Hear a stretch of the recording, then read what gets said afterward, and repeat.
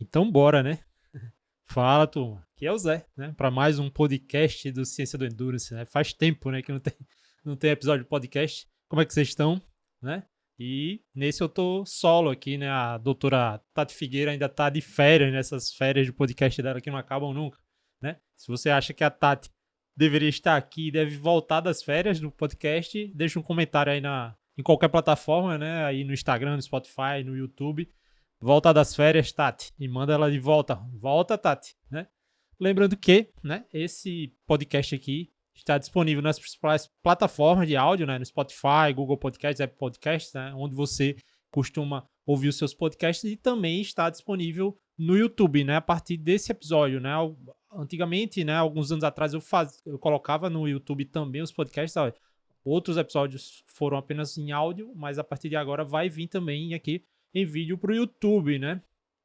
E como eu pretendo usar alguns recursos visuais nesses casts, né? Por exemplo, colocar textos na tela, colocar gráficos na tela, né?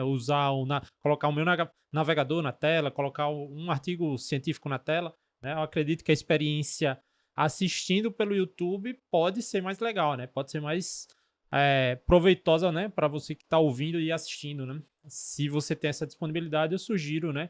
Que assista pelo YouTube, né? E aproveita, segue o canal, né? Lá no YouTube, não, o nome do canal não é Ciência do Endurance, é canal José Brasiliano aqui no YouTube, se você está assistindo pelo YouTube, né? Se você ainda não segue, segue, ativa, faz todo aquele procedimento, né? Ativa as notificações no sininho, deixa os likes no vídeo e deixa o comentário, engaja, né? Mas se você vai ouvir esse podcast no seu treino, no trânsito, né, onde quer que seja pelo áudio, não tem problema não, vamos nessa, né? Tamo junto. Continua sendo um podcast, né? Não é um videozão editadozão, né? Não é propriamente uma obra visual, né? É um podcast com vídeo, né? E fica esse recado, vai lá no YouTube e segue, e no Spotify aproveita das 5 estrelinhas aí na avaliação nossa no nosso podcast, beleza? Né? Pois então, nesse episódio solo aqui vai ser um formato que eu pretendo fazer com frequência. Eu já cheguei a fazer um vídeo nesse formato algumas vezes na época da comunidade, né? Que era um conteúdo exclusivo, né? Para quem era assinante, né? Mas agora eu vou fazer aqui de forma pública, que é comentar e expandir as respostas que eu dou na caixinha, né? De pergunta lá no Instagram. Ou seja, eu vou pegar a última caixinha que eu abri, as perguntas que eu respondi lá, vou trazer para cá e vou comentar as minhas próprias respostas. Eu vou fazer um react das respostas que eu dei lá na caixinha, né? Às vezes alguma coisa eu reflito melhor, né? E talvez lá eu tenha respondido num tom e aqui eu é, acho melhor responder em outro tom ou abordar outro assunto, né? Às vezes eu respondo e algumas pessoas vêm no direct, algumas não, muitas pessoas vêm no direct e às vezes adicionar uma nova informação e adicionar um novo ponto de vista. Então eu acho bem legal isso aqui, né? Discutir. E também aquela coisa, né? Ouvindo e vendo, né? A gente às vezes absorve a informação de uma maneira diferente, né? O texto às vezes não passa a emoção, né? Não passa não passa certas nuances. Então aqui falando eu vou talvez até me expressar de uma forma mais completa, né? Eu acho que eu escrevo melhor do que falo, né? Do que apareço de frente para as câmeras. Mas a ideia aqui é completar o conteúdo, expandir o conteúdo aqui no YouTube e nos aplicativos de áudio no podcast, né? Então, e outra dinâmica é que eu pretendo também reduzir a quantidade de caixinhas que eu faço lá no Instagram, talvez uma vez por semana, né? Em algum dia que eu acho legal. Não sei qual dia da semana, abrir uma vez por semana, concentrar todas as perguntas nessa vez por semana e depois de alguns dias de respondidas a caixinha, de respondida a caixinha, eu vou, né, e faço esse vídeo aqui e solto, né? Então vai ter sempre esses dois tipos de conteúdo, uma caixinha aberta para responder perguntas e depois um vídeo, um podcast aqui para comentar essas perguntas que eu respondi na caixinha anterior, né? Então, se você quer que eu comente aqui num vídeo, num podcast, uma pergunta sua, né? E também tenha respondido em texto, é só mandar uma pergunta lá quando tiver aberta a caixinha, né? Fica de olho lá no Instagram quando eu abrir a caixinha, né? E nem sempre o Instagram tá entregando aí a caixinha para todo mundo, né? cada vez menor o alcance que a gente tem. Mas é isso aí, né? A gente faz com que o Instagram dá pra gente, né? Então vamos nessa, né? Vamos pra ação, né? Como eu sempre falo. Aqui eu vou dividir a tela, né? Pra quem tá me vendo aqui pelo YouTube. Vou dividir a tela e colocar as perguntas, né? Na tela, a pergunta que eu vou comentar. Então você que tá me ouvindo apenas pelo áudio não vai estar vendo, mas eu pretendo sempre contextualizar aqui o que eu tô comentando, né? A primeira pergunta foi uma resposta, né? Que inclusive eu postei no feed no mesmo momento que eu respondi, né? Foi uma pergunta que deu muito engajamento, muitas pessoas comentaram, muitas pessoas repostaram, na verdade, né? E também, assim, eu vou fazer um disclaimer aqui, porque foi uma pergunta que às vezes que pode parecer que foi um tom grosseiro para com a pessoa que fez a pergunta, mas não é, né? Eu sempre digo, a pergunta não necessariamente é uma resposta que eu estou dando para quem perguntou, mas eu vejo uma pergunta como uma oportunidade de eu produzir um conteúdo, de eu falar algo, né? De eu tentar ensinar, passar algo para todas as pessoas que vão ver, né? Aproveitando a pergunta que a pessoa fez, né? E nesse caso, o seguidor fez a pergunta, me fala qual sua sequência de gel numa maratona, ou seja, qual a minha estratégia, né, de gel na maratona, ou seja, ele foi bem específico, sua, né? Qual é a minha, né? A primeira coisa aí que eu comentei é que fazia muito tempo que eu não corria maratona. Acho que a última vez que eu corri 42 quilômetros sem ser depois de pedalar 180 e nadar 3.800, né? Ou seja, correr uma maratona sem ser Ironman foi em 2013, né? Faz bastante tempo e naquela época eu não tinha muita coisa de estratégia não, né? De dizer qual a estratégia que deve ser seguida, né? Eu acho complicado porque aí eu tô prescrevendo plano alimentar para alguém, eu não sou bobinho, eu sei que quando eu falo um plano, eu sei que as pessoas vão seguir, entendeu? É assim que as pessoas fazem, né, em relação a produtores de conteúdo. Então eu evito prescrever planos de forma genérica para as pessoas, né? Não foi uma pergunta, uma dúvida sobre a quantidade, mecanismo, como funciona, se o que é que define a tolerância da quantidade de carboidrato. Não, foi simplesmente um pedido de prescrição, né? Então tenho passado muito treino para maratonista, mas aí é treino, não é dieta, né? Então, da minha parte, a resposta que eu dei foi essa, né? Eu não tenho uma experiência propriamente para te indicar como minha.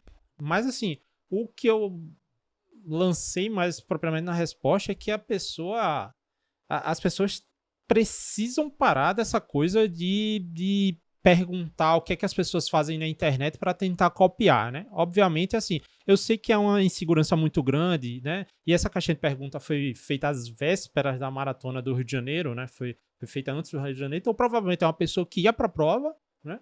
E não sabia o que fazer em relação à nutrição durante a prova, ou seja, um contexto super explosivo aí, né? Perigoso perguntar na internet, tentar copiar o de alguém na internet, né? Então eu joguei a gasolina em cima disso e digo, não acredite no que as pessoas falam sobre consumo de carboidrato na internet, em prova, né?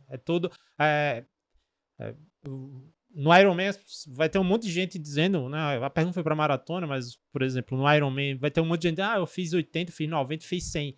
Mas isso foi médio, isso foi um consumo durante a prova toda, né? A pessoa consumiu ali durante 6, 7, 8 horas, realmente de forma consistente, durante 10 horas, esses 90 gramas, ou a pessoa levou 90 gramas, levou a estimativa média de 90 gramas ali na bicicleta e sobrou no final, entendeu? Ou a pessoa levou 80 gramas para consumir durante a corrida e sobrou 3 géis no final, ou seja, a pessoa quis consumir, né? Criou esse viés na cabeça dela de que ela estava consumindo 90, mas efetivamente consumiu 60, 50, entendeu?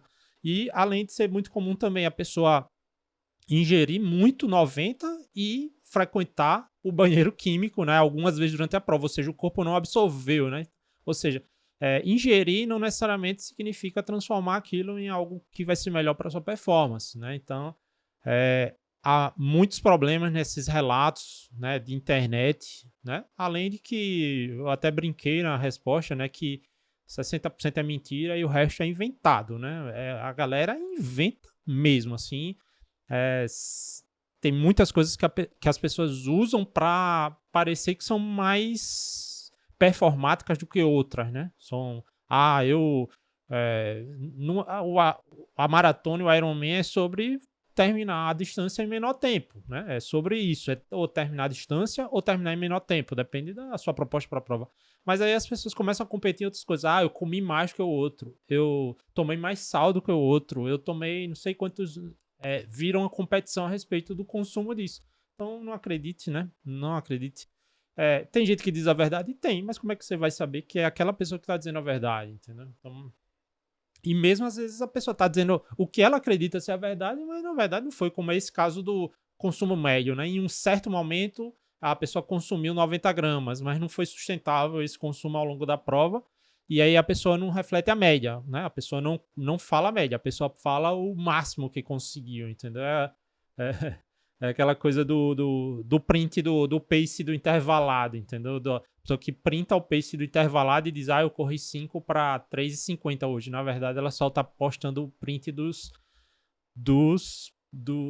tiros, entendeu? Então, é um retrato muito específico que não reflete a prova como um todo. Então, aí o que acontece? Essa pessoa vai lá na internet e diz, eu consumi 90 gramas de carboidrato, e a pessoa que tá com dúvida, tentando copiar, se inspirar no que vê, que as pessoas no Instagram dizem, acaba se colocando numa situação muito complicada, né? De consumir o que não aguenta. E aí a gente vai para outro ponto, que é o que eu também falei, o conselho honesto de um amigo: faça o que você fez um treino. Quem vai fazer uma maratona fez treino de 3 horas? Fez treino de 2 horas e meia? Fez treino de 2 horas? Treinou pouco? Só fiz 2 horas, né? Pouco, aí entre aspas, né? Mas o que você consumiu nesses treinos? Você fez um treino de 3 horas, terminou relativamente bem, olha ali o que você aguentou fazer naquele treino em relação ao seu intestino e tenta levar para o jogo, entendeu? Tenta levar para o jogo. E, assim, né? Também, né? É uma indicação que é até óbvia. Procura um nutricionista esportivo, cara. Não faz as coisas, não brinca com a sua saúde, né? Com a sua integridade física. E nutrição numa maratona é integridade física, né? A gente sabe, a nutrição pode influenciar até em você ter sérios problemas de saúde, né? Ao longo da prova, né? Se você não reidrata adequadamente, os eletrólitos, se você não faz a quantidade de carboidrato, que implica diretamente no dano muscular que você vai ter, como você vai recuperar na prova, como o seu sistema imunológico vai recuperar após a prova, né? A nutrição influencia tudo isso, não só no pace que você vai correr. Então procura um nutricionista esportivo. O nutricionista é um profissional, além de tudo, um profissional da saúde. Então você se preparar corretamente, a nutrição para a sua prova é uma intervenção de saúde, né? Antes de tudo, e não só de performance. Beleza? E não confia tanto no que as pessoas dizem que fazem na internet, não é? Não é que todo o conteúdo da internet tá errado, não tem muita gente que produz conteúdo muito bom. Eu acho problemático os relatos, entendeu? Os relatos, as pessoas que dizem o que fazem, né? Assim, tem um triatleta famoso no mundo, que hoje tá bastante presente na internet, e eu acho que não tem problema eu falar o nome dele, que eu acho que ele não vai vir brigar comigo aqui, que é o San Long, tá famosíssimo, excepcional triatleta de longa distância. Mais uma vez ele postou um relato de uso de carboidrato bastante exagerado, assim, na internet, né? Bastante questionável se ele conseguiu fazer aquilo mesmo. Eu não vou precisar agora quais os números que ele postou, mas foi muito grande. Então as pessoas veem aquilo, né? Por exemplo, o San Long é um cara de altíssima performance, né? Altíssima performance, é world class no triatlo. Vai ter muita gente top no Brasil copiando o que ele falou, e vai ter muito atleta, tipo, que só quer terminar a prova também tentando copiar esses caras, né? Não vai dar certo, é uma honesta para não dar certo. E aqui também comentando outra coisa que eu falei na resposta, é que, por exemplo, no Ironman Brasil, que foi uma prova na chuva, né? Na chuva, no frio, ou seja, teoricamente as pessoas não deveriam ter tantos problemas gastrointestinais quanto teriam numa prova no calor, né? Porque o calor realmente estressa muito o trato gastrointestinal. Só que o que a gente vê é que muita gente está tendo problema nessas provas dos últimos anos aí. Não vou ter dados por isso, né? Tô tirando realmente da cabeça, e do que eu vi nesses últimos anos. Acho que desde 2017 eu só não estive um ano lá. Nesses últimos anos, eu diria que 2022 para cá, as pessoas estão tendo muito mais problemas de dor de barriga durante a prova, né? Não tenho dados para dizer isso, né? Estou dizendo aqui realmente uma observação mesmo que eu fiz lá pela presença que eu estava no dia das provas. As pessoas começaram a ter muito mais dor de barriga. E os últimos 3 anos foram de chuva. E se você pegar as últimas 6 provas em Floripa, 5 foram de chuva, né? Basicamente só de 2019 aí que não choveu. E muita gente tem dor de barriga e eu atribuo até uma hipótese, né? A hipótese de que isso ocorre é que a quantidade de carboidrato aumentou demais, né? Por uma influência até dos achados científicos, né? Que dizem que a 90, 100, né? A 90 aí funcionaria bem. E também das redes sociais, né? Redes sociais, aí muitos atletas de elite com relatos de 120, mas aí você vê 120 numa maratona do cara que corre maratona em 2 horas. Não é do maratona do cara que corre 4 horas. Porque quando é 120 são 240 gramas, vamos dizer assim, de forma absoluta, sem pensar em por hora. O cara consome 240 gramas, terminou a prova, corre pro banheiro. A pessoa que vai fazer 4 horas, a pessoa vai consumir aí quase meio quilo de carboidrato, né? Então, o tempo que o queniano lá já correu pro banheiro e esvaziou o problema dele, você ainda tá na prova. Então, eu observei um pouco isso, né, pelo menos no Ironman, no contexto lá do Ironman Brasil, de muita gente tendo problema de dor de barriga mais do que era relatado antes, entendeu? E assim, no frio, e eu atribuo, né, formulo essa hipótese de que é por causa da quantidade de carboidrato. Então, para resumir, faz o que você testou, não acredite no que as pessoas, blogueiros relatam, né? Não leve tão a fundo o que atletas profissionais relatam, né? Muitas vezes eles estão querendo impor um ponto de vista de que talvez o ponto de vista deles seja o melhor. Muitas vezes são patrocinados por empresas que vendem carboidrato, entendeu? Então, tenha cuidado e faça o que você testou. E se você quer realmente implementar aí estratégia mais agressiva de carboidrato, certifique-se que você está se adaptando a isso, né? Vai aos pouquinhos e consulta um nutricionista. Beleza? Let's go para a próxima. Aqui essa próxima deu uma resposta muito mais econômica do que a anterior, né? Também a pergunta aqui foi: creatina para corredores tem benefício? E aqui a primeira coisa que eu vou falar, né? Na verdade, eu vou primeiro dizer a resposta que eu dei lá no Instagram, que eu falei que a creatina é um dos suplementos mais bem estabelecidos na literatura em relação a alguns benefícios, né? Eu falei diversos, mas são alguns benefícios, né? Ao mesmo tempo que também se atribui um monte de benefício a ela que não tem comprovação, né? Mas fazer alguém correr mais rápido não é diretamente um desses benefícios, né? A resposta foi essa, né? A creatina tem um monte de benefícios, você atribui um monte de benefícios à creatina, alguns provados e outros não, né? Mas fazer alguém correr mais rápido diretamente, tipo, você tá correndo, você corre para 10 para 45 minutos, você tomar creatina, você vai correr mais rápido? Não, dependendo de forma aguda ou crônica. Não tem comprovação de que isso acontece, entendeu? Então não é um desfecho que é provado esse da melhora de endurance creatina de forma direta, né? Mas aqui o que eu queria comentar nessa pergunta, né, usar essa pergunta para comentar, é que esse é um tipo de pergunta que é bem complicada de responder, entendeu? E aqui eu trago aí o tal do Pico lá, né, de como formular perguntas de estudos, que é o Pico é uma siglazinha que é quando você vai fazer uma pergunta aí uma pergunta de um estudo clínico, você tem que sempre perguntar a população, a intervenção, né, a comparação e o outcome, o desfecho, né? Pico, população, intervenção, a comparação, né, e o outcome, né, que é o desfecho em português. Na pergunta aqui do seguidor, ele disse a população que ele quer estar perguntando, disse corredores, entendeu? São corredores, é a população dele. Disse a intervenção, disse tomar creatina, né? Disse. Ele disse a comparação, por exemplo, perguntou se tem benefício. Benefício comparado com o quê? Entendeu? Né? Tá, vamos controlar aí por placebo. Tomar creatina e não tomar creatina. Beleza. Tem um monte de estudo aí que diz que não melhora o endurance por si só a creatina, né? A creatina melhora a força, né? Melhora a força não, melhora o seu potencial de melhorar a sua força, né? Se você vai lá treinar musculação tomando creatina, teoricamente você vai ter mais capacidade de fazer mais força, né? De treinar melhor o seu treino de força. Então, indiretamente, aí se você melhora a sua força, você talvez melhore a sua economia de movimento, e melhorando a economia de movimento, talvez você sustente velocidades mais altas por mais tempo, né? Então, indiretamente pode melhorar o endurance. Né? Então, essa é a comparação, mas o desfecho, a pergunta não...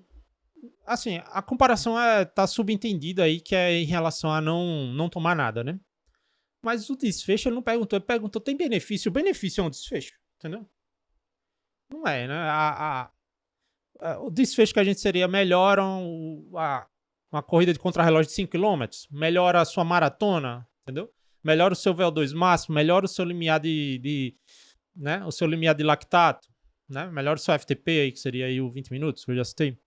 Né? Aliás, não citei os 5 km, né? Mas melhora exatamente o quê, né? O que você está buscando melhorar? Então, a pergunta, assim, né? Uma pergunta mais... que faria mais sentido, assim, do ponto de vista científico, é a creatina para corredores comparado a não tomar nada, ou tomar algo que você pense que é creatina, né? Melhora o meu tempo nos 5 km, entendeu? Mas só perguntar se tem benefício. A creatina tem benefício para uma população grande, né? Basicamente para os seres humanos a creatina tem benefício. Então os corredores estão dentro desse grupo, né? Os corredores estão dentro do grupo de pessoas que se beneficiam com creatina. Mas o benefício da creatina é para corrida, é na sua performance de corrida, né? Então a ciência até hoje não diretamente, assim, né? Não diretamente, não é... como eu falei, não é você... toma creatina e a sua corrida vai melhorar, entendeu? Não vai funcionar dessa forma. Então, essa pergunta aqui é uma pergunta fácil de ser respondida, como eu respondi ela em 2 parágrafos, mas assim, o que eu tenho mais para comentar aqui é sobre a formulação de perguntas, né? Muitas perguntas na caixinha são isso. Tal coisa é melhor? Tal coisa é o ideal? Tal coisa tem benefício? Cara, em relação a quê e que benefício especificamente você está imaginando, entendeu? Você está esperando, na verdade, né? Então, fica essa crítica em relação à formulação de perguntas, né? Isso faz parte também de letramento científico da população e tal, né? De que as pessoas... A ciência em si é sobre ter boas perguntas, né? As respostas você obtém com método, mas as boas perguntas realmente é o que fazem diferença na ciência, né? A próxima pergunta também foi... né? É o que eu até brinquei algumas semanas atrás, é que eu sou capaz de responder todas as perguntas com depende, por exemplo, né? Todas as perguntas eu sou capaz de responder com depende. Até fiz uma caixinha, né? O Depende Day, né? Que é só responder perguntas com depende. Mas aqui a pergunta foi: por que ciclos longos como 16 semanas são criticados? Seria por causa de lesão? E aí ele falou aqui de 21 km, né? Que treino para 20 km. Só agora eu reparei que ele perguntou sobre 21 km, no caso, né? E se eu não estou enganado, no momento que eu li e respondi essa pergunta, eu estava pensando em maratona. Eu não sei se eu coloquei alguma coisa a respeito de maratona na pergunta, mas assim, a primeira coisa que eu questionei na resposta é, cara, né? É uma crítica dos outros, né? Quem são esses caras que estão criticando essas 16 semanas? Quem são? Entendeu? Me mande a crítica, ó. Isso aqui, tal cara aqui criticou esses 16 semanas. Faz sentido essa crítica dele, mas simplesmente dizer que 16 km são criticados e perguntar por quê, eu não sei, entendeu? Eu não sei, porque não sou eu que critico esse tamanho de ciclo de treinamento, né? A primeira coisa que eu pontuei foi essa. Eu não sei quem está criticando, então fica difícil apontar os argumentos de uma crítica de outra pessoa, né? Mas assim, aí eu dei essa pontuada nessa questão da pergunta, mas assim, aí ele perguntou especificamente sobre o medo de lesão, e sim, né? De certa forma, a periodização sempre leva em conta também o tamanho da sobrecarga, né? O tamanho da carga que vai ser aplicada. Então, é você colocar o cara na melhor performance possível na data que você espera, na data que você quer, né? Dar o pico de performance, ao mesmo tempo evitar lesões, né? Manter a saúde, né? Manter a saúde em diversos níveis aí, né? Na saúde musculoesquelética, né? Saúde do sistema nervoso central, saúde mental, né? Então, há diversos tipos de saúde, né? Um sistema imunológico em dia. Então, com certeza também, né, seria um dos motivos aí de evitar ciclos tão longos, mas você tem que pensar, assim, eu entendi assim, por que eu vou até mudar um pouco a pergunta, por que o ciclo específico da prova, se eu treinar um ciclo específico para uma prova, uma maratona de um ano, tá, passar um ano fazendo treinos específicos para maratona, por que eu não faço isso? Primeira coisa, você não sustenta essa capacidade por tanto tempo, né? Você vai fazer o seu treino de ritmo de prova lá em janeiro para fazer uma maratona em dezembro, não é uma forma otimizada de treinar, né? Você não sustenta isso, né? Essa forma que você ganhou por tanto tempo. E o custo de você tentar sustentar, sim, pode ser muito alto, né? Por exemplo, você faz um treino aí, vamos dizer, um treino de ritmo de 25 km em ritmo de prova na maratona em janeiro, para correr muito tempo depois. Para você manter essa capacidade, você precisa fazer vários treinos ao longo dos meses nesse volume, nessa intensidade. E isso sim pode ser prejudicial, entendeu? Então, de certa forma, não é uma crítica que eu estou dando, é apenas expondo uma perspectiva, né? E outra coisa que eu pontuei na resposta é que essa coisa do ciclo da prova não é quando se fala, o ciclo da prova é 4 meses, o ciclo para a prova é 6 meses, o ciclo olímpico foi de 4 anos. Não quer dizer que o cara passou 4 anos treinando específico fazendo os treinos específicos da prova, né? Quando se fala um ciclo da prova, uma periodização para a prova, isso envolve vários ciclos com objetivos diferentes, né? Existe o período de preparação geral, e depois, que é a famosa base, e depois sim um período específico, quando você vai começar a treinar demandas específicas da prova, demandas fisiológicas da prova, demandas táticas da prova, demandas técnicas da prova, né? Ali faltando alguns meses apenas, 2 meses, por exemplo, e tem aí o período competitivo, onde a coisa funila muito, né? Próximo da prova, né? E aí, né, o período pré-competitivo, que aí você vai para né, polimento e tal, e as coisas ficam bem afuniladas em torno da prova. Não quer dizer que quando você, né, vê lá um plano de treinar 16 semanas, quer dizer que na primeira semana você já está treinando longo em ritmo de prova, entendeu? Longo para maratona, fazendo 30 km. Não, muitas vezes quando você vê um plano para uma prova, por exemplo, esses training plans que vendem hoje, aplicativos vendem e tal, 16 semanas para maratona, pode ter certeza que ali algumas 6 semanas, 8 semanas talvez, seja treino de base, você vai estar treinando base. Existem plataformas que vendem base para Ironman, base para maratona, e depois só o período específico, aí você vai ver lá, tem lá 8 semanas, aí o erro que a pessoa vai ter é, em 8 semanas eu treino específico para uma maratona, eu treino para o Ironman, você treina se você tiver feito a base, entendeu? Então, por isso que é muito comum se vender o ciclo completo já com o treino de base embutido, entendeu? Essas 16 semanas, provavelmente essas 16 semanas visando uma meia maratona, vai ter boas semanas aí de treino de base, né? Você não vai começar... É possível, dependendo do nível. Também estou generalizando errado, e dá para começar aí sim o super específico, faltando 4 meses. Muita gente faz isso, né? Mas é mais para dar uma noção geral dessas coisas de que que você lê, né? Você lê, plano de treino de 16 semanas, ciclo de 16 semanas para uma prova. Não quer dizer que você vai estar já fazendo os treinos muito específicos já desde a semana 1, né? Muitos planos desses envolvem um certo período de base, né? Um certo período de base. Né? Como no ciclo olímpico que eu falo, o cara não começou a treinar para Paris aqui e imediatamente os atletas estão em ciclo olímpico aí há 3 anos, basicamente, né? Desde Tóquio. né, que foi em 2021. Não quer dizer que em 2022 eles já estavam treinando específico para a prova que vão fazer em Paris agora, né? Não funciona dessa forma, certo? E eu respondo assim, não se treina tanto tempo específico assim, porque o específico é muito desgastante, como eu falei no caso da maratona. Você vai passar um ano fazendo treino de 30 quilômetros, né, com bloco de ritmo durante a semana e tal, né? Existe toda uma programação em relação às cargas que você quer fazer, né? E também tem um conceito aí né, trazido aí para a luz pelo Carl Forster, né, o Dr. Carl Forster, um dos grandes cientistas do esporte, né, dos esportes de endurance aí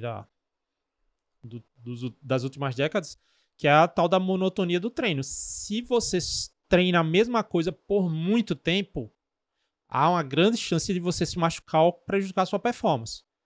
Ou, se não acontece esse prejuízo ou você não se machuca, é provavelmente porque você treina pouco. Então, o que é pouco, né, mesmo feito de forma constante, não vai machucar. Mas quando você treina muito, você pega um cara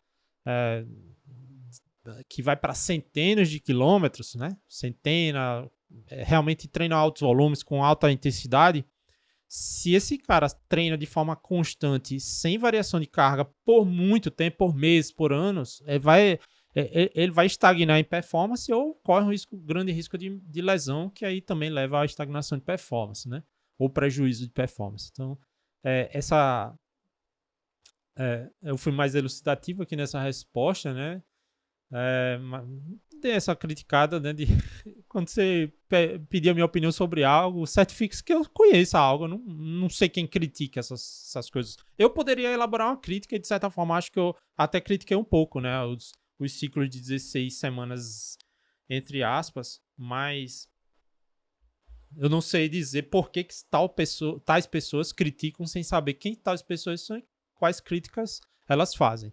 Nessa próxima pergunta aqui, o seguidor falou assim: temperatura amena, polimento check, né? Polimento feito, e o tênis de placa. Tiro 5% do tempo em relação ao longão. Cara, eu sou um hater, né? Dessa coisa de, eu tiro 5%, boto 5%. É ser muito determinístico, né? Essa coisa, né? Em relação ao tênis, né? O tênis dá esse ganho aí entre 4 e 5%, mas é um ganho médio. Não quer dizer que você ganhe, entendeu? Em economia de corrida. Né? Não quer dizer que uma pessoa específica ganhe, inclusive, né? É um problema que quem já testou esse tipo de coisa encontrou, que é a alta variabilidade na resposta ao tênis, né? Tem gente aí que ganha 10%, tem gente que perde 5%, por exemplo. Né? Inclusive, se não me engano, teve estudos que até não achou diferença estatisticamente significante, né? Ou seja, o intervalo de confiança lá, né, bate com o zero, né? Ou seja, mesmo que tenha gente que tenha efeitos positivos com o tênis, e pelo menos em nível de psicológico, muita gente melhora. Mas tem gente que piora, e aí quando se faz análise estatística sobre as coisas, vê que quando tenta expandir para a grande população, talvez não haja, na média, uma grande melhora, entendeu? Pode pensar dessa forma. Então, você não pode ter certeza que você vai melhorar a ponto de você fazer uma estratégia de prova com 5% a menos de pace, entendeu? Isso precisa ser testado nos seus treinos, né? E, aliás, já vem outra coisa. Testou o tênis em treino, entendeu? Só usa tênis em prova? Tá correndo um grande risco, né? De só usar esse tênis em prova. Mas em relação à temperatura, eu poderia dizer as mesmas coisas, né? Por exemplo, há dados sugerindo que talvez as pessoas percam em média de 6% de desempenho em maratona no calor, né? E o que é o calor, né? Vamos considerar aí ambiente termoneutro aí, 20 graus, em relação a 26 graus, né? Que é sugerido que a partir de 26 graus se torna um ambiente de estresse térmico, né?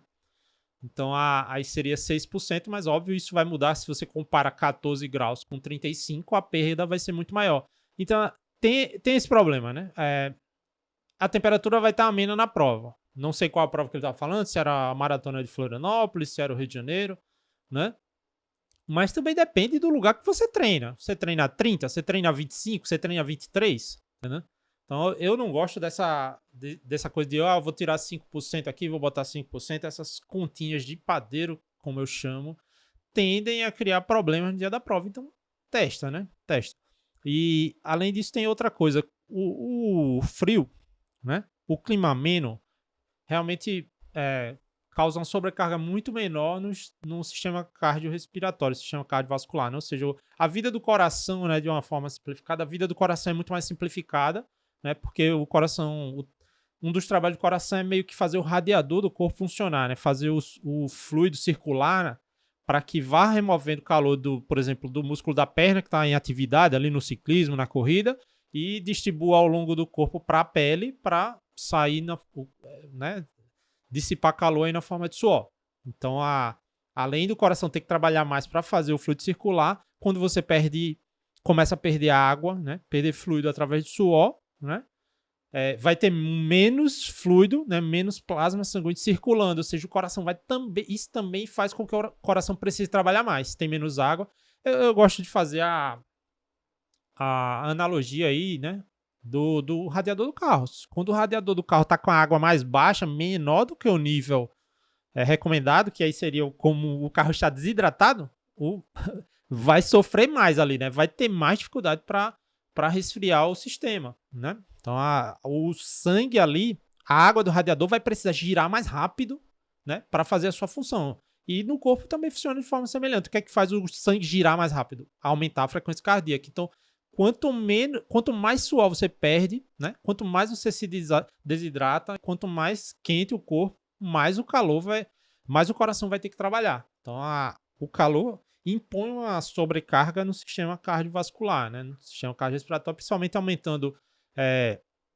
aumentando a frequência cardíaca, né? Porque precisa de um débito cardíaco maior, só que diminui o volume de fluido circulante, né? Então, é uma situação de extremo estresse, o calor. E aí, quando você pega uma pessoa que treina no calor e vai para o frio, a pessoa pensa, tô no paraíso, né? Tô no paraíso, vou voar aqui, treinei para 5h30, vou correr para 4h45, porque realmente a gente sente essa sensação de que é capaz. Só que aí entra um detalhe. Os seus músculos não treinaram para correr naquele pace. Ou talvez não treinaram, né? Porque se você já esperava esse boost aí na performance, esse boost na performance, você deveria ter treinado um pouquinho o ritmo que você espera correr na prova, né? Não é uma coisa assim, eu vou pra prova, meu Deus, eu vou melhorar aqui de 5h30 para 5 por causa do frio, mas eu vou continuar treinando para 5h30. Cara, você precisa acostumar o seu corpo ao ritmo da prova, e aí você precisa ajustes no seu treino, né? Porque você também não vai conseguir correr o ritmo que você vai correr no calor, no frio, né, no clima ameno, durante os treinos. Então, você precisa adaptar o seu treino pensando nessa melhora que você vai ter na prova no frio. Da mesma forma que a prova vai ser no calor, você também tem que treinar pensando nisso, né? Então, qual o maior problema, né? Voltando ao fio, o maior problema que as pessoas passam que treinam no calor e vão para o frio é que conseguem correr mais rápido, efetivamente, porque o coração está numa situação muito mais favorável, mas os músculos não estão acostumados àquele pace que ela consegue correr e gera cãibra, entendeu? Gera fadiga muscular. É bem comum acontecer esse tipo de coisa, né? Da pessoa que treina no calor e pro frio, conseguir correr mais rápido, mas em algum momento da prova os músculos sentiram. Então, ou seja, às vezes falta endurance muscular para essas pessoas, entendeu? Então, tem muito cuidado, assim, eu não tô dizendo que tá errado, você vai melhorar, né? Você vai melhorar, você treina no calor, vai correr no frio, tá descansado, né? Diz que fez o polimento e vai correr com o melhor tênis possível, com o tênis equipado, tá pronto pra festa. Você vai melhorar, mas quantificar essa melhora, eu vou tirar 5%, cara, não faz isso, entendeu? Às vezes a gente precisa levar um pouquinho mais a subjetividade a sério, entendeu? Não faz isso não, levar essas continhas de padeiro, entendeu? E você pode até fazer a prova, pode ter feito a prova, né?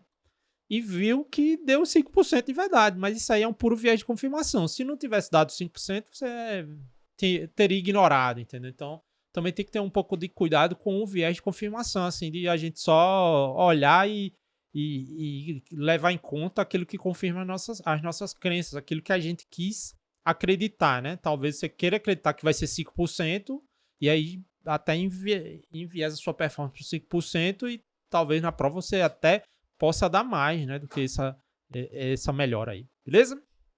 Vamos para a próxima. Também outra pergunta aqui de véspera de Maratona do Rio e Maratona de Florianópolis, né? Semana de polimento, tudo leve, né?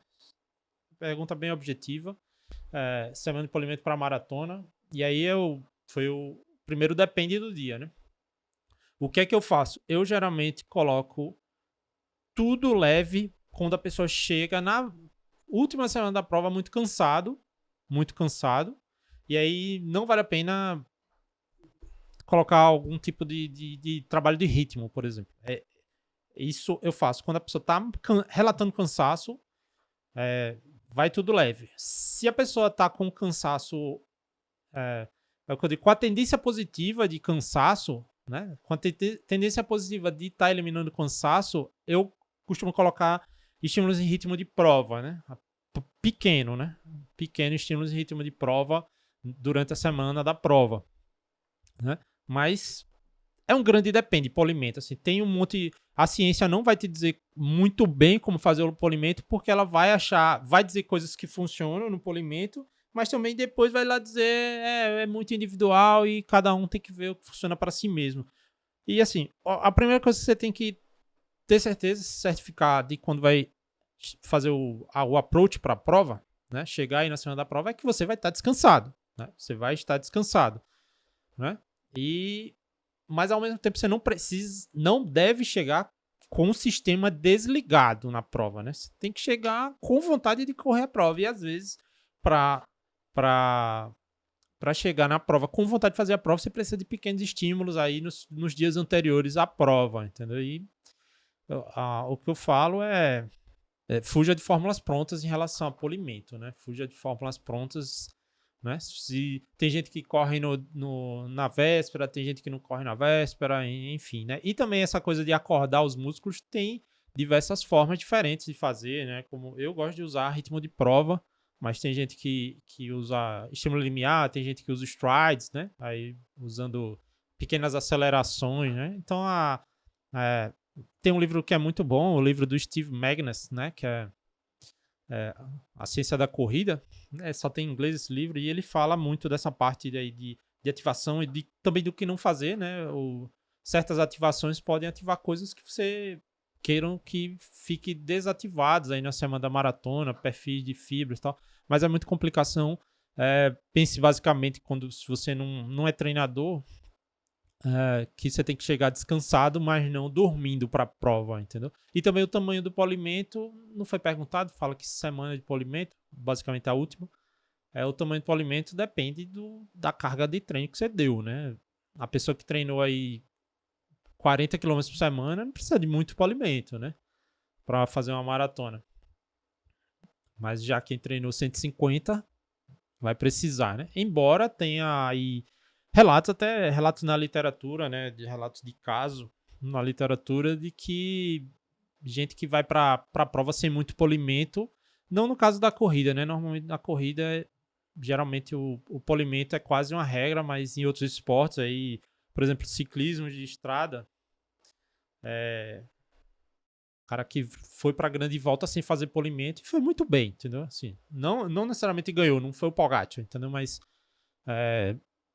de pessoas que aí ficaram em top 10 aí em prova de volta grande aí do ciclismo, sem fazer polimento. Então, também depende da forma que a pessoa treinou, né? Beleza?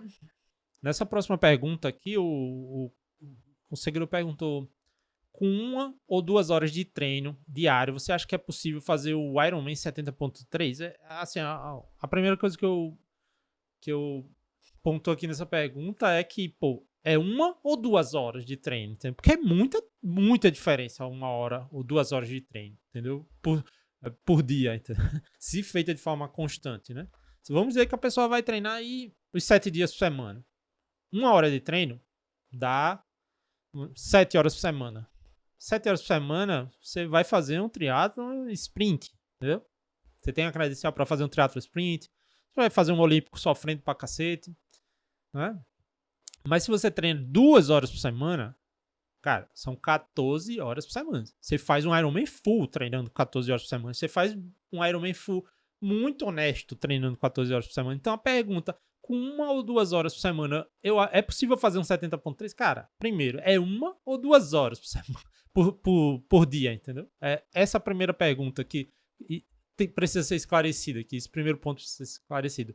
Mas assim, 2 horas por dia, né? Primeiro também tem que levar em conta como vai ser distribuído, qual a sua proficiência em cada disciplina, por exemplo, na natação, né? Nadar os 1.900 lá não é fácil, os 1.900, nadar 1.900 no triatlo se você não tem experiência na natação, né? Então, em termos de volume, 14 horas por semana, você vai sobrar, né?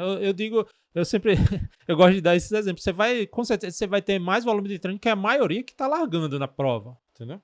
É que também volume de treino volta àquela mesma questão dos carboidratos. A galera mente que é uma beleza, entendeu? Diz que quando café da manhã é volume de treino, botar no Training Peaks café da manhã, botar no Training Peaks ficar na sala de espera do fisioterapeuta é volume de treino, entendeu? A galera exagera, entendeu? Exagera.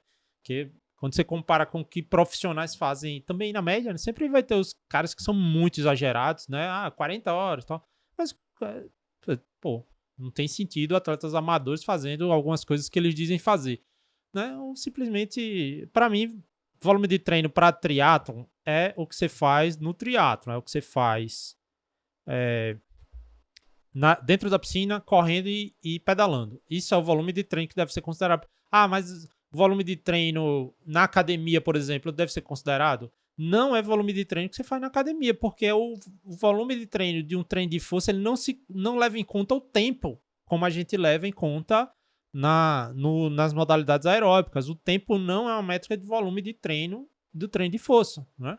Então, quantas repetições que você fez, entendeu? Ali é o volume. Então, misturar esses dois volumes. Mas tudo bem, assim, se você quer ter só uma medida do quanto você dedicou da sua vida, né, ao triatlon, tudo bem levar em conta isso, levar em conta o tempo que você passou no açaí, entendeu? A visita que você fez ao médico, isso tudo é tempo que você se dedicou ao triatlon, mas não é volume de treino, entendeu? Volume de treino é uma métrica, né? É um dos componentes da carga de treino, que na minha opinião, o volume de treino de triatleta é o que se faz no triatlo, né? Tempo em fisioterapeuta não é volume de treino, tempo de treino de força não é volume de treino de triatlo. É tempo que você se dedicou ao triatlo, mas aí uma coisa é banana e outra é maçã. Mas voltando à pergunta, 2 horas por dia, em média, ou seja, 14 horas por semana, é um volume excelente para 70.3 e até para Ironman Full, entendeu? Não é todo mundo que, na média, de forma consistente, treina 14 horas por semana. Você pega as pessoas, você pergunta, você treinou quantas horas por semana? A pessoa 20. Beleza, a pessoa treinou 20 horas por semana 2 vezes de janeiro a maio, entendeu? Será que o volume de treino dela é mesmo 20 horas por semana? Não é, né? Não é. Existe uma coisa chamada média. Então, se você vai ter uma média de 14 horas por semana, você vai estar com uma excelente média de treino para um Ironman 70.3. Agora, sim, a sua performance não depende só do tempo que você dedica, depende também da sua proficiência, né? Do que vai fazer. E também tem um ponto aqui que você tem capacidade de tolerar esse volume de treino, entendeu? Porque, 1 hora de treino é uma coisa que 1 hora por dia é quase iniciante, 2 horas por dia é muito avançado, entendeu? Então, você tem capacidade de treinar 14 horas por semana, absorver o treino, recuperar e melhorar para transformar isso em performance, né? Nem sempre, né? Então, nesse caso aí, contrata um treinador para ele ver, né, o volume adequado para você, né? Mas, respondendo especificamente a pergunta, você treinando 2 horas por dia, você faz tranquilo um 70.3, muito bem, 70.3, e faz um Ironman Full de forma honesta. Agora também esse volume precisa ser distribuído, né? Você precisa fazer treinos longos, né? Então talvez na média seja uma média boa, mas o seu endurance na prova também vai depender aí do que você fez nos treinos longos, né? Não é só treinar 2 horas por dia, você vai precisar ir lá e pedalar suas 5 horinhas lá no fim de semana. Beleza? Na próxima pergunta aqui, o seguidor fala que quando ele pedala mais travado, ou seja, com a cadência mais baixa, quando ele faz um big gear ali, a frequência cardíaca fica mais baixa, mas a percepção de esforço fica a mesma, né? Ele mantém a percepção de esforço, só que com a resposta fisiológica mais baixa, aí no caso a frequência cardíaca, né? Quando pedala numa cadência menor, e vou dizer assim, supondo na mesma potência, né? Ele está fazendo a mesma potência com a cadência menor, a frequência cardíaca fica mais baixa, só que a percepção de esforço fica a mesma. Ele pergunta se ele deve forçar essa pedalada mais travada do que o natural, né? Aqui tem algumas coisas envolvidas nessa pergunta, né? Porque não é muito claro do porquê que a frequência cardíaca é mais baixa. Tem um monte de explicações. Normalmente as pessoas explicam de forma simplificada, dizendo que é porque a frequência cardíaca mais baixa exige mais do músculo e menos do coração. É óbvio, né? Isso não é a resposta, não é a explicação. Você só está fazendo a pergunta de uma forma diferente, né? Você só respondeu perguntando, né? Porque a pergunta é sim, mas por que a frequência cardíaca Por que o coração é menos forçado, né? Algumas coisas não são muito claras, né? Existem algumas teorias que, por exemplo, quando você pedala de forma mais travada, existe como se houvesse um bloqueio do fluxo sanguíneo em cada pedalada, entendeu? Você faz mais força em cada contração, então o músculo meio que bloqueia ali o fluxo nos vasos, então torna aquele exercício menos dependente do fluxo de sangue, um pouco mais anaeróbico, né? Então mudaria o perfil de substrato, mudaria o perfil de fibra muscular que está sendo recrutada, né? Então acaba a carga indo um pouco mais para o músculo do que para o coração. Mas também não é muito provado isso, entendeu? Pode ser a própria taxa de disparo, né? Por ser menor, exige menos também do coração, né? A taxa de disparo aí da fibra muscular, né? Quando você reduz de forma significativa a cadência, por exemplo, de 90 para 45, né? Enfim. Mas realmente isso acontece. A frequência cardíaca é mais baixa quando se pedala numa mesma potência, né? Tende a ser mais baixa. Outro mecanismo que poderia explicar é que quando você está se movendo mais rápido, né? Você tende a esquentar um pouco mais do que quando você está pedalando um pouco mais travado, e quando você esquenta um pouco mais, você gera um pouco mais de trabalho aí do sistema termorregulatório que sobrecarrega o coração. Então são mecanismos aí que podem estar envolvidos nessa questão de deixar a frequência cardíaca mais baixa em Big Gear. Mas assim, a pergunta foi sobre se ele deve forçar, né, esse treino em cadência mais baixa, né, já que a resposta fisiológica é menor, então talvez se fosse um treino mais estressante. O que existe evidência é que a cadência, normalmente na biomecânica, o que o corpo autoseleciona, isso por causa de evolução dos seres humanos, enfim, a gente tende a buscar sempre o que é econômico, o que é mais eficiente, né? Então a cadência, no caso eu tenho um podcast só sobre isso, né? Que eu fiz acho que uns 2 anos atrás. Um episódio que é o que a ciência diz sobre os treinos de Big Gear. Eu desenvolvo melhor, né? Talvez hoje eu fizesse um podcast diferente se eu fosse gravar de novo, né? Com um pouco mais de robustez na análise da literatura. Mas, de certa forma, sempre vai buscar a eficiência, né? Sempre vai buscar a eficiência. O que a ciência encontrou é que, por exemplo, a busca pela autoseleção, pela cadência autoselecionada na corrida, ela é um pouco mais musculoesquelética, e já a busca por a cadência autoselecionada no ciclismo, ela é um pouco mais central, entendeu? É um pouco mais do comando do cérebro. E o mecanismo, a explicação que seria isso é porque o ser humano corre há muito mais tempo, né? Corre há muito mais tempo do que pedala, entendeu? Então, a gente procura a economia de corrida, né? Procura a cadência de corrida de forma mais automática do que procura a cadência. A gente entende a cadência autoselecionada muito mais fácil na corrida, vamos dizer assim, de forma evolutiva e inconsciente, né? Involuntária, na corrida do que na bike, por causa da evolução, né? Das coisas da evolução. A gente pedala coisa de há poucos séculos e a gente corre há milhares, sei lá quantos anos, entendeu? Então, essa questão da economia seria a fonte da busca pela autoselecionada é diferente. Mas não importa, as duas modalidades vão procurar a cadência autoselecionada. Ou seja, em outras palavras, a cadência autoselecionada, que você deixa o seu corpo escolher sem influenciar nela, tende a ser a cadência mais econômica, tanto na corrida quanto no ciclismo, né? É econômica do ponto de vista aí de energia, né? É econômica do ponto de vista de energia. Para mim não faz sentido você forçar a pedalar mais travado, a menos que seja uma demanda específica que você está querendo treinar. E o que seria uma demanda específica? Pô, você sabe que vai fazer uma prova na subida de montanha e você subindo montanha, você acha que você quer pedalar para uma cadência diferente da sua autoselecionada, talvez, entendeu? Alguma coisa nesse sentido. Então vale a pena treinar treinar essa demanda específica, né? Na minha opinião é isso, né? Alguns cientistas também falam isso, né? E alguns treinadores também falam isso, mas também tem diversos treinadores aí que falam, né, no sentido contrário, de que vale a pena treinar Big Gear. Por exemplo, muita gente faz treinos aí o Z3, Z4 em Big Gear, né, que seria ali 90% do limiar até no limiar, por exemplo,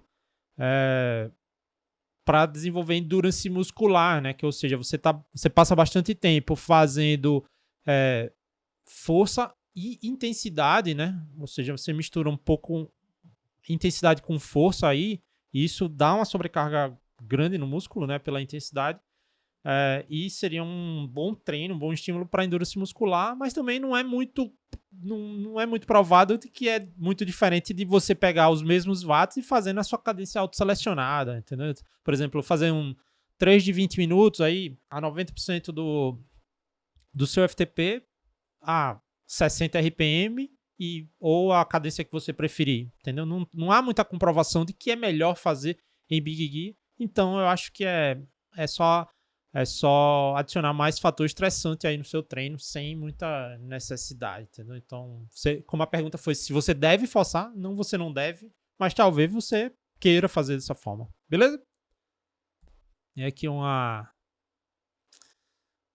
pergunta de um seguidor que iria correr a maratona de Florianópolis no dia 2 de junho, e ele disse que estava com febre e tosse até a quinta-feira, 3 dias sem treino. No caso aqui eram, 10 dias antes da prova, né? E ele perguntou como fazer a última semana, né? Só treino leve. E aí é aquela coisa que às vezes a gente tem que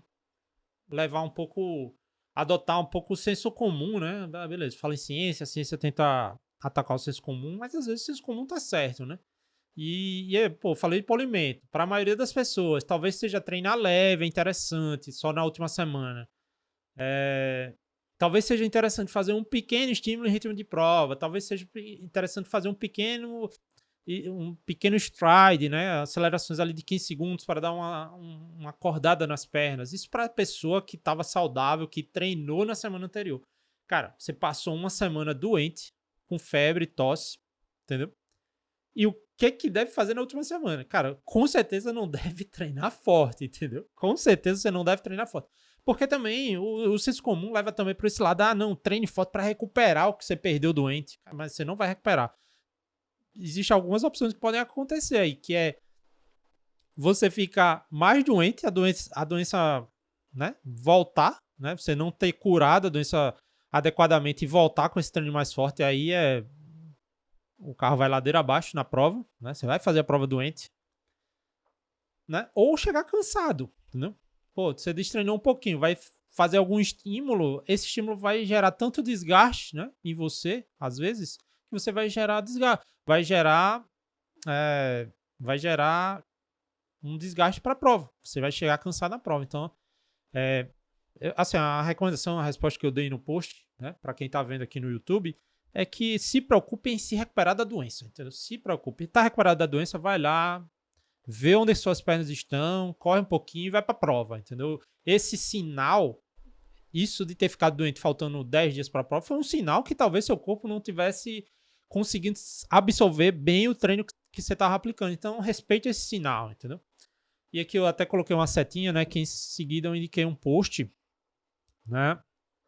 Eu indiquei um post que eu fiz no perfil lá da minha assessoria, né, que é o @soulcde, sobre o que fazer, propriamente dicas práticas, né, não tanto sobre ciência, mas dicas práticas sobre o que fazer quando você fica doente, né, então fica essa indicação, vai lá no, né, o meu perfil, onde eu posto meu conteúdo é @ciência do endurance, mas eu tenho um perfil exclusivo para postar conteúdo sobre assessoria, os meus alunos, tal, os resultados dos alunos, essas coisas, que é o @soulcde, inclusive, né, fica aqui o jabá, né, que se você está querendo treinamento individualizado, né, personalizado, e acha que faz sentido com as coisas que eu falo aqui, quiser treinar comigo, vai em soulcde.com.br ou no link da bio lá do meu perfil, ou também no @soulcde, e conheça um pouquinho mais de como a gente trabalha. E se fizer sentido, né, deixa o nome lá na lista de espera, que quando tiver uma vaguinha aqui na assessoria eu lhe chamo e a gente começa esse trabalho, beleza? Então essa foi a resposta aqui e também ficou o meu jabá, né? Valeu! A próxima pergunta aqui, qual o melhor cross-training, né? Ou seja, qual a melhor alternativa de treino para um corredor lesionado para manter o condicionamento, né? Qual a melhor opção de treino alternativo para a pessoa que se machucou e quer manter o condicionamento? As pessoas tendem a ir nadar, né? Corredor tende a ir nadar, né? Quando é uma ótima alternativa, é um esporte que eu pratico, né? Eu sou triatleta, então faz sentido essa coisa de você ir nadar. Mas assim, pensando no melhor, né? Pensando no que é mais efetivo, vamos dizer dessa forma, melhor dizendo, é que você deve buscar algum esporte que você, obviamente, um esporte que não agrave a sua lesão, obviamente, isso é muito óbvio, né? Ou seja, você está com um problema, talvez eu vá entrar numa série aqui que não seja a minha, mas você está com um problema no joelho que também impede você de pedalar, entendeu? Você está com uma lesão no joelho que também impede você de pedalar e você vai pedalar. Você não pode fazer isso, não é a melhor opção. Então, a primeira coisa, algum esporte que não piore a lesão. Aliás, vamos voltar antes, né? Antes da primeira coisa, a coisa zero. O exercício físico é necessário para que você reabilite lesão, né? Respostas hormonais, as respostas mentais, né? Pô, a pior coisa do mundo é você se machucar e você ter que ficar em casa sem fazer nada. É a pior coisa do mundo. Então, se você tem possibilidade e capacidade e a sua lesão não impede você de praticar exercício físico, vá praticar exercício físico por causa de respostas mentais, né? Vai facilitar o seu processo de reabilitação e também respostas hormonais e muitas respostas fisiológicas que ajudam no processo de recuperação do corpo, entendeu? Então, se você tem essa possibilidade, não se impeça de fazer exercício físico durante a reabilitação de lesão. Mas assim, a primeira coisa, e que eu já até esqueci, já até misturei na minha cabeça a primeira coisa que eu ia fazer, que não vai prejudicar a reabilitação. Você não pode fazer um esporte que, eu machuquei o joelho, vou jogar bola, entendeu? Não tem sentido essas coisas. Então, por isso que a natação acaba fazendo um pouco sentido. Mas assim, se você quer, vamos dizer que você tem um leque de opções de alternativa de treino e quer a melhor. A melhor seria aquela que você mantém o volume de treino, entendeu? De treino aeróbico.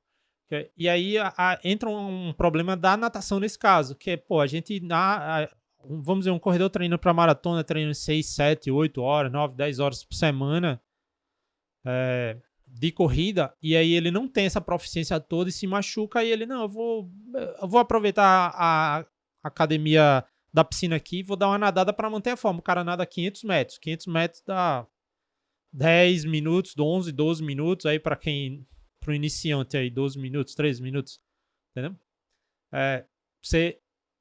Como é que você espera que vai manter o condicionamento de 9 horas de treino com 3 treinozinhos de 13 minutos? Por mais intenso que você sinta que a natação é para você, é uma carga de treino muito pequena, entendeu? Então, eu diria que você pratica uma atividade que faça você manter o estímulo aeróbico, e o estímulo aeróbico, como eu já falei lá, naquela coisa do volume de treino, depende do tempo.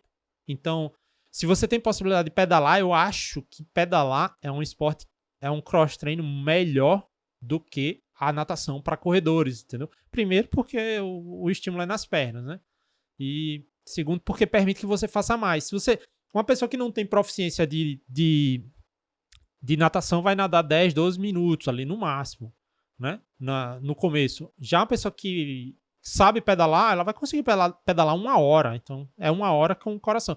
Mas também tenha cuidado. Se você não tem proficiência de pedal, não vai colar no pelotão lá para sair, né? Também aí não funciona dessa forma. Mantenha leve, né? Depende do seu nível nessa modalidade que você vai usar, né? Mas de forma resumida, o que eu sugiro, faça exercício físico, que se você não tem essa limitação no processo de reabilitação, não fique parado, né? E procure atividades que mantenham o seu volume de treino, entendeu? Pelo menos o trabalho central vai ser importante, entendeu? E também tem outra coisa, eu também já fiz uma live disso, né? Como destreinar, como não destreinar tendo pouco tempo para treinar. Eu fiz uma live sobre isso, que eu não sei nem se está disponível, mas é que existe forma de você manter a intensidade, manter o condicionamento físico, né? Por exemplo, vou dar um exemplo de uma aluna minha, né, que se machucou treinando agora para o desafio do Rio, né? Lesionou, só que era uma lesão que não impedia de pedalar, né? No caso, ela é triatleta, né? Então tem proficiência para pedalar, né? Mas estava focada na corrida, senti um pouquinho ali da canela especificamente. O maior mecanismo é o impacto, então não impede de pedalar, né? Mas estava limitando as corridas e manteve boa parte do condicionamento físico usando a bike, entendeu? Fazendo treinos de intensidade na bike. Mas por que ela conseguiu fazer treino de intensidade na bike? Porque ela tem proficiência na bike. Ela não é uma pessoa que não pedala, não era uma pessoa que não pedalava e foi para a bicicleta para tentar manter a forma, entendeu? Então, nesse caso, funcionou usar treinos de intensidade na bike para manter o condicionamento físico, né? E acabou dando certo que ela foi para a prova e fez muito bem. Mas se você só corre, entendeu? Aí pegue leve, né? Na modalidade que você escolher, né? Para não, por exemplo, se você nunca pedalou, pegar uma bicicleta e sair para dar um longo de 3 horas, você vai sofrer muito, vai ficar doente e tal. Não faça isso, mas tente manter o estímulo aeróbico, né? Que depende principalmente do tempo, mas se você tem uma proficiência nessa outra modalidade, você consegue colocar intensidade. A intensidade também vai ajudar aí a manter as adaptações centrais. Beleza? E também foco nutrição e hidratação ajuda bastante a manter condicionamento físico. Ajuda muito a manter condicionamento físico. Beleza? Na próxima aqui, perguntou, após o período específico, como eu oriento a volta ao período de base, tendo prova-alvo no final do ano? Eu sempre dou um descanso grande, né? Óbvio, assim, os períodos específicos das provas que eu passo o treino geralmente são provas de longa distância, né? Já que é sobre endurance, né? E não é comum as pessoas terem prova-alvo de 10 e 5 quilômetros, entendeu? Ou triathlon sprint. Mas, por exemplo, Ironman, meio Ironman, maratona, meia maratona nem tanto, assim. Mas para essas provas de ultra endurance, né? Vamos dizer, prova que dura mais de 3 horas, mais de 4 horas, geralmente eu dou uma semana, eu digo, quem treina comigo sabe, é sempre 3 dias de regra de oficiais, né? Sempre, quem correu a maratona vai folgar segunda, terça e quarta treinando comigo, quase sempre isso. Quase é uma das coisas que eu não relativizo. E depois um pouco de atividade livre, né, aí para reativar, dependendo de como a pessoa tá se sentindo dolorida, a energia. Eu acho muito importante também a questão da energia mental nesse período, né? Não é só sobre estar com dor, estar recuperado da dor tardia, né? A parte de energia, é também a parte mental, se a pessoa está motivado, né, a treinar de novo naquele momento.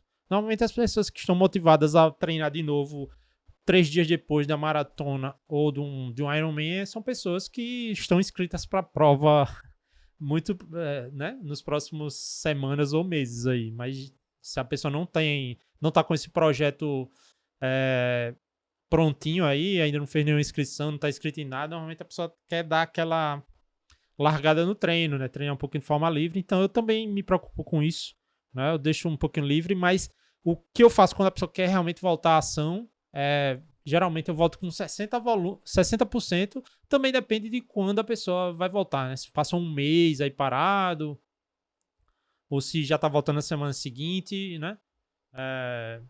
Normalmente provas de ultra distância como o Ironman ou a maratona, a segunda semana também, até 14 dias, não tem nenhuma intensidade, mas quando vai voltar a ação é 60% aí do volume médio que a pessoa conseguia fazer e depois progride rápido quando você vê que tá tudo bem. Tem gente que tem os rebotes de imunidade aí, né? Eu tô muito bem, falta 3 dias depois da prova, 7 dias depois da prova, a pessoa tá com a maior virose do mundo, né? Então tem que ter um pouco de cuidado e um acompanhamento mais de perto, vai sentindo se a pessoa tá com vontade de treinar, se a pessoa já tá falando de fazer prova de novo.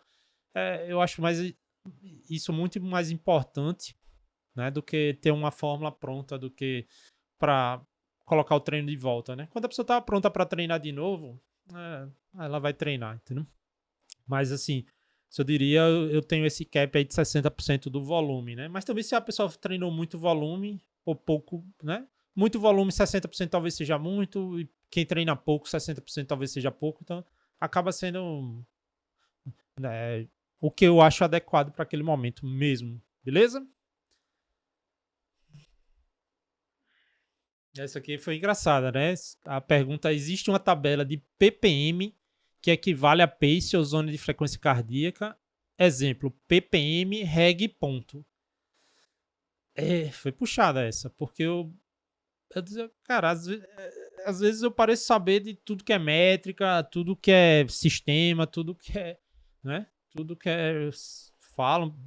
Fica essa impressão mesmo no perfil, né? Que eu sei de tudo. Mas na verdade é porque as pessoas só perguntam de coisas que eu sei, né? Acabam perguntando muitas coisas que eu acabo sabendo, então fica essa impressão de que eu sei tudo. E aí eu olhei ppm, cara, eu não sei, eu não faço ideia do que seja ppm. O que é ppm, assim, entendeu? Só que aí eu respondi, né? Cara, me ajude aí, o que é ppm? Só que depois eu perguntei, será que é passos por minuto?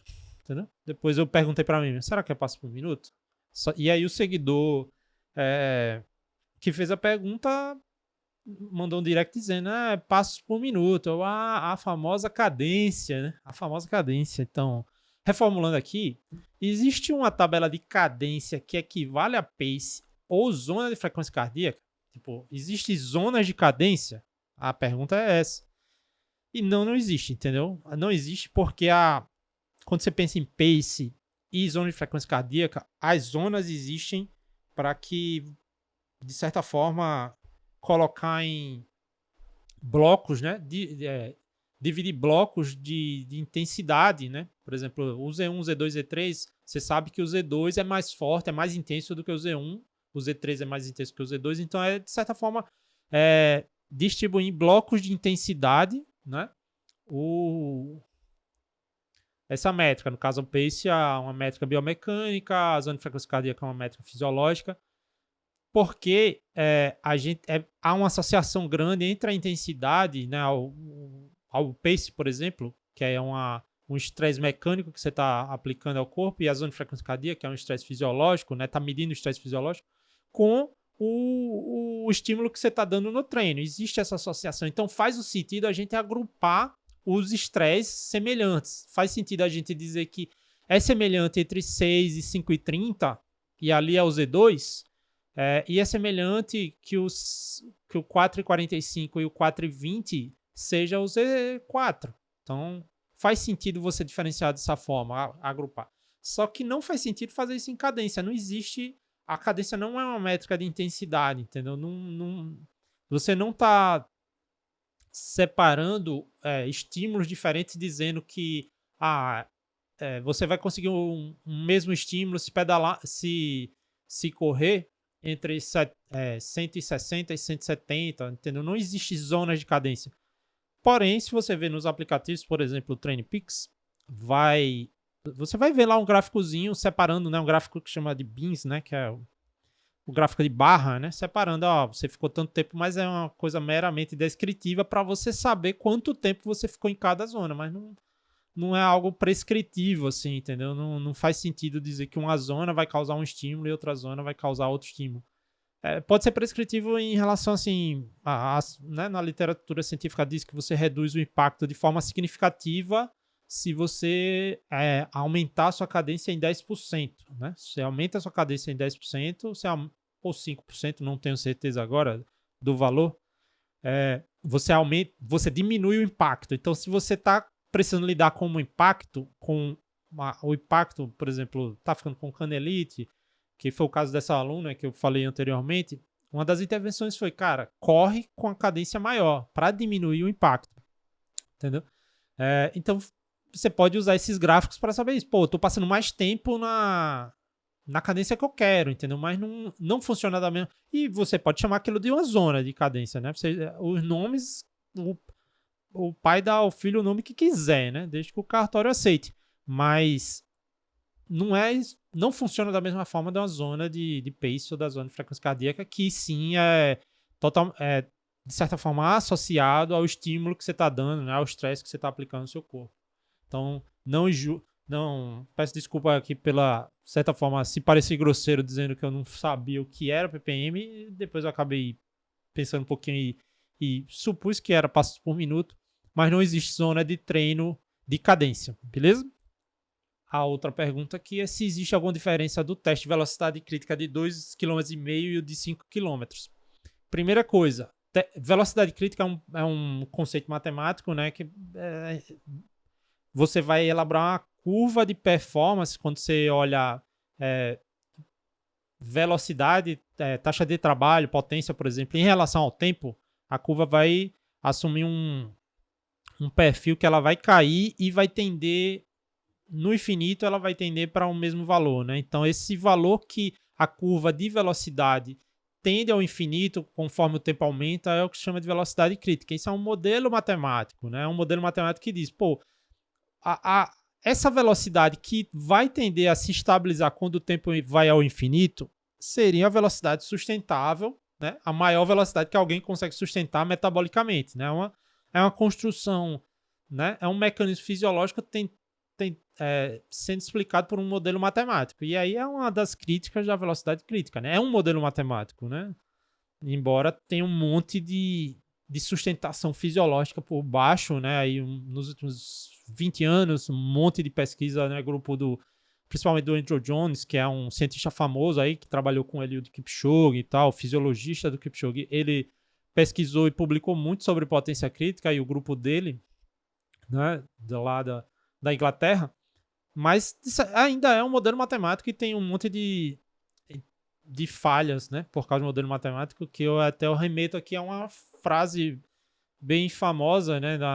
Que é: todos os modelos são falhos, todos os modelos são ruins. Todos os modelos são ruins, mas alguns são úteis, né? Então, assim, a potência crítica, a velocidade crítica tem um monte de problema, mas é um modelo muito útil, entendeu? É um modelo muito, muito útil. E se você pensar que é uma curva ou uma reta, dependendo do que você, por exemplo, quando você usa a distância, né? Quando você vai usar a distância e não a velocidade, para você traçar uma curva, uma reta, você precisa de pelo menos 2 pontos, né? Então, você não tem um teste de velocidade crítica de 2,5 km ou um teste de velocidade crítica de 5 km. Você tem um teste de velocidade crítica que vai usar 1 km e 3 km. Você tem um teste de velocidade crítica que vai usar 3 minutos e 12 minutos, entendeu? Sempre, no mínimo, 2 testes. Então, a velocidade crítica precisa de, no mínimo, 2 testes. Ou pode ser feito com 10 testes. Se você faz 10 testes, você vai ter uma curva quase perfeita. O problema é você mandar o seu atleta fazer 10 testes máximos em um período curto de tempo e também a interferência que isso tem, porque depois do 5º teste, talvez o 6º teste já esteja sofrendo uma influência de fadiga dos 5 testes anteriores, entendeu? Então, tem um pouquinho de problema, que é, né, a influência de um teste no outro teste, e se você usar dias muito separados, pô, talvez ele tenha destreinado, né? Ou talvez ele esteja mais treinado, né? Comparando o primeiro dia e o último dia de teste. Então, a velocidade crítica tem um monte de problema, mas ao mesmo tempo tem as facilidades que já foram estabelecidas e assim, tem validação dizendo que 2 testes no mesmo dia, separado por meia hora, você consegue, né? Você consegue estimar a velocidade crítica com muita semelhança a usar vários testes, né? A usar muito mais testes. Então, é meio que, de certa forma, é padronizado que o teste de velocidade crítica são 2 testes aí, geralmente entre 3 e 10, 12 minutos, com meia hora de descanso entre eles, entendeu? Então, é importante isso, né? Não existe o teste de velocidade crítica com um teste só, de 5 km. Existe um teste de velocidade crítica em que você vai usar um protocolo com mais de um teste, né? E né? Isso aqui eu meio que ignorei isso aqui quando eu falei escrevi a resposta. Mas o que eu escrevi na resposta é que a própria velocidade crítica ela é muito dependente do protocolo que você está usando, né? O que se chama de protocolo dependente. Se você usa 3 e 10 minutos, a velocidade crítica vai ser uma. Se você usa 3 e 20 minutos, a velocidade crítica vai ser outra. Se você usa 4 e 12, entendeu? Então, é meio aquela coisa. É importante entender o conceito de velocidade crítica que você decidiu usar e entender quais as limitações do protocolo que você decidiu usar e se manter fiel ao protocolo. Se você faz 3 e 10, da próxima vez faz 3 e 10, porque se você testa 3 e 10 e dá a velocidade crítica de 4 de pace para o cara, 15 km por hora, e na próxima você resolve fazer 5 e 20, talvez a velocidade crítica do cara vá para 4 e 10. E aí, pô, você piorou. Ele piorou? Não, talvez. Não tem como dizer que ele piorou. A resposta que foi diferente porque você mudou o protocolo, entendeu? Então, tem um pouquinho de cuidado com isso, né? Com essa dependência de protocolo, sempre se mantenham fiéis aos seus protocolos de protocolo de teste. De um ponto de vista mais particular meu, assim, eu costumo usar os testes de 1 e 3 km, né? Vai colocar aí a maioria das pessoas entre 3,30 e 4,30 para 1 km e o de 3 km. E aí o de 3 km vai colocar aí as pessoas normalmente entre 9 minutos e meio, vamos dizer assim, até uns 14, né? Uns 15 minutos, né? Dependendo aí do nível da pessoa, do condicionamento. Mas se for usar apenas um teste, eu tenho usado um teste aí que fica em volta de 20 minutos, né? Fica em volta de 20 minutos, não é? Mas na prática, como eu uso o modelo aí de curva de potência e duração do WKO, né? Que é um aplicativo standalone aí do TrainPix, ele me dá todos os picos de potência. Então eu saio jogando testes máximos para o cara fazer aleatoriamente e vou conseguindo ter a curva dele sem ter um teste formal, né? Eu sempre falo isso, né? Que às vezes tem gente que você tem que disfarçar muito bem os testes que passa para ela, né? Senão o cara, né? Fica mais nervoso do que se estivesse na final da Copa, né? Para fazer um teste. Fica achando que vai se decepcionar, vai descobrir que é mais peba do que... Né? Eu sempre digo isso. A maioria das pessoas tem medo de fazer teste porque tem medo de descobrir que é mais peba do que realmente é, né? Mas não tenho medo não, é só... Vai lá, faz o teste e é o que é, entendeu? Se deu menos do que você esperava, é o que você é. Vai trabalhar, vai treinar para melhorar, entendeu? Vai treinar para melhorar. Ou também observar o que aconteceu no contexto, né? Aconteceu no contexto. Tava mais quente o dia, entendeu? Tava mais quente. Outra coisa que você também precisa padronizar no protocolo é o approach do teste. Da mesma forma que tem um approach para a prova, vai ter um approach para o teste, que é você vai fazer os testes sempre descansado? Vai fazer os testes sempre cansado? Vai fazer o teste no final de uma semana de recuperação? Entendeu? Vai fazer o teste... Enfim, tem tudo isso que influencia em resultado do teste. E se você não tem um protocolo de testes bem definidos... se você não tem um protocolo de testes bem definidos, o que eu sugiro? Vai para a prova, entendeu? Vai corrida de 5 km, corrida de 10 km, e aí não tenta ser muito science, assim, eu trabalho com velocidade crítica, né? Eu trabalho na prática, no campo mesmo, O que você precisa de uma boa estimativa aí da velocidade sustentável da pessoa. Pode ser via FTP, pode ser via teste de 10 km, pode ser via percepção de esforço, entendeu? E se a pessoa tem bons números em provas, a pessoa corre meia maratona, corre 10, corre 5 e dá tiro de 1 quilômetro e tal, você tem bons testes aí para descobrir o limiar dela e montar bons treinos com isso, beleza? E aqui a última pergunta. A última. Quase 1h30 falando sozinho aqui. Mas vocês estão comigo, né? Vocês estão comigo. Deixa um comentário aí. Eu tô com o Zé. Beleza? E essa pergunta também aqui sobre doença, né? Também sobre doença. Eu sou sempre cheio de dedo pra falar sobre doença, porque eu não sou médico, né? Então eu não posso dar conduta de médico, de doença, né? Então, eu falo aqui dos efeitos, né? Dos efeitos, afinal, estudo fisiologia, né? Dos efeitos e da conduta de treino que você pode adotar, né? Retornando, né? Ciclista retornando após dengue, onde as plaquetas baixaram muito. Aí ele pergunta se perdeu muito, né? Tipo, de condicionamento e...